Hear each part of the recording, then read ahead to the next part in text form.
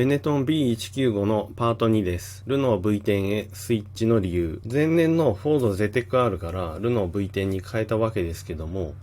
どうして変える必要があったのか。フォード ZEC-R もなかなかいいエンジンでしたから、無理に変える必要はなかったんじゃないかという気もするんですけども、その辺を探っていこうと思います。まずエンジンの話をする前に、この95年のレギュレーションの変更、ルールの変更で、エンジンと燃料タンクに関する部分をちょっと覚えておいていただきたいので紹介します。94年から95年の規定変更、排気量 3.5 リッターから3リッター、燃料タンク最低容量200リットルから FIA はこの規定を撤廃。どのチームも燃料タンクを大幅に縮小。おおよそ130リットル前後を採用。その結果、燃料タンクは前後方向に10センチ小さくなった。その分、エンジン搭載位置は前進。95年は安全性を高めるために車が大幅に遅くなりましたので、まずエンジンが 3.5 リッターから3リッターになりました。前年からレース中の給油が再開されたわけですが、前年は最低でも200リットルという容量のタンクを持ってないとダメだったけど、95年はその最低容量っていうのはなくなりました。まあそれでどれぐらいのタンク容量にしたのかというと、130リットルぐらいにしたそうです。なので200リットルから70リットル分ぐらい小さくなったわけですね。その結果、燃料タンクは前後方向に10センチ小さくなって、エンジンの搭載位置もフロント寄りになりました。このエンジンと燃料タンクに関するレギュレーション変更をちょっと頭に入れておいてください。エンジンに関してなんですけど、まだこの年、フェラーリは V12 エンジンを使ってるんですけども、翌年からは V10 を使うってことで話題になってました。そこで当時フェラーリに在籍してた後藤さんが、この当時のエンジン事情について語ってくれてますので、それを紹介したいと思います。なぜフェラーリは V10 の研究開発を始めたのか。フェラーリが伝統的に得意としてきた高速サーキットと呼べるコースは、モンツァとホッケンハイムの2つだけになってしまっている。したがって、チャンピオンを取るためには、それ以外の多くのサーキットに合わせた運動性能を優先させたマシンを開発していく必要がある。フェラーリといえども、チャンピオンを取るには V12 にこだわってる場合じゃないと。やっぱり高速コースが減ってきた現状に合わせて、車の運動性能を最優先にしないとダメだと。それで V10 の準備を始めたって言ってますね。また V10 の方がパワーの絶対値が少し小さく、効率もやや良いので、必要な燃料が少なく、済むだけでなく、冷却システムも小さくできる。結果、車体形状の自由度が増え、空力性能を向上させる可能性が生まれてくる。これは以前から言われていることですけども、V12 よりも V10 の方がパワーがちょっと小さくなるだけで効率もいいし、燃料タンクも小さいし、ラジエーターも小さいと。それによって車の空力性能もよくできるってことです。なぜ V8 を選ばないのかという疑問も出てくると思うが、V8 は車体設計上の要求とエンジンの出力バランスを見ると、現在のレギュレーションではメリットは少ないと我々は考えている。まずこれが V10 じゃないといけないという答えの一つですね。この時のレギュレーションからすると、エンジンが小さいことのメリットよりもパワーが足りないというデメリットの方が強くなっちゃってるってことですね。前年の B194 は速い車だったので、前年までは V8 を選ぶメリットっていうのがまだあったと思うんですけど、このレギュレーション変更で、それがなくなったというか薄まったということなんでしょうね。車体設計者が望んでいるホイールベースと前後重量配分は V10 エンジンですでに達成できているので、車体側から得られるメリットは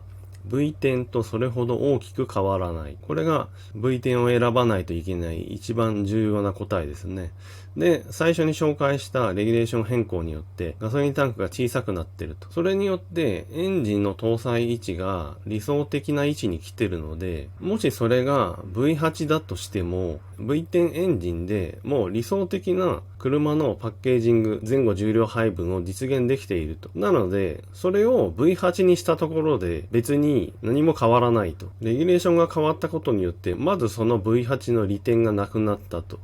で、もっと言えば、この時 V10 エンジンって何個もありますから、競争が激しくて、V10 エンジンって軽いですよね。V8 にしたところで軽くもないし、そんなにすごい小さいわけでもないと。なので、この95年は V8 を選ぶという理由がなくなってしまったという感じですよね。で、次に3リッターになったことによって、現場でどういうことが起きてたのかっていうのを、今宮さんはこの当時こう語ってます。3リッターエンジン時代1年目が始まって、エンジンウォーズは激しい消耗戦、物量戦になっている。高回転分回し競争の末、フリー走行からエンジンブローが多発。夕方になると毎日のようにニューエンジンに交換。排気量が小さくなってパワーを取り戻そうということなので、高回転までエンジンを回すわけですよね。で、それによってエンジンブローが多発してると。で、毎日のようにエンジンを交換してると。これはテレビで見てても全然わからない情報ですよね。3.5 リッター時代6年目だった昨年には見られなかった光景である。金曜土曜の2日間走り、決勝に備えて土曜夕方に交換というのがレギュラーパターンだった。前年まではこんな感じだったんですね。金曜土曜は同じエンジンを通して、土曜の夜にエンジンを変えてレースに備えると。これが94年と95年で全然違うということですね。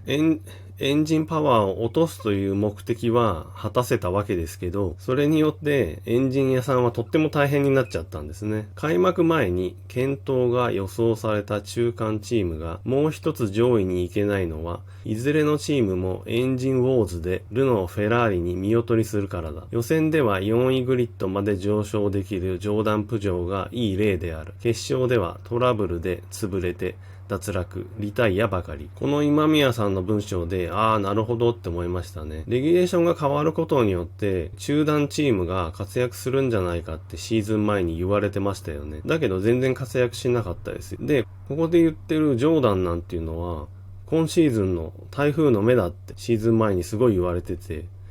そうなんだって私、驚いたというかね、期待してたんですけど、全然速くなかったですよ。なんでかっていうと、こういうことなんですね。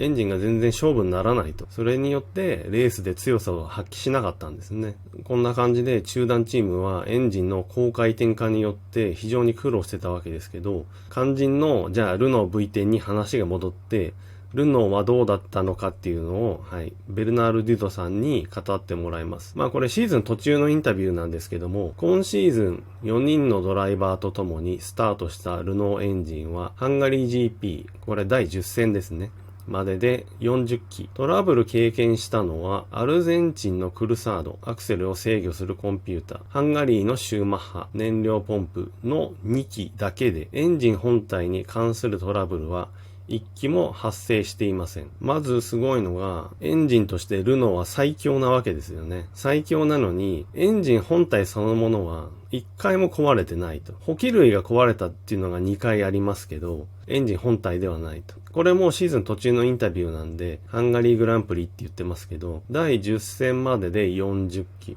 4人のドライバーに対して40機ですから、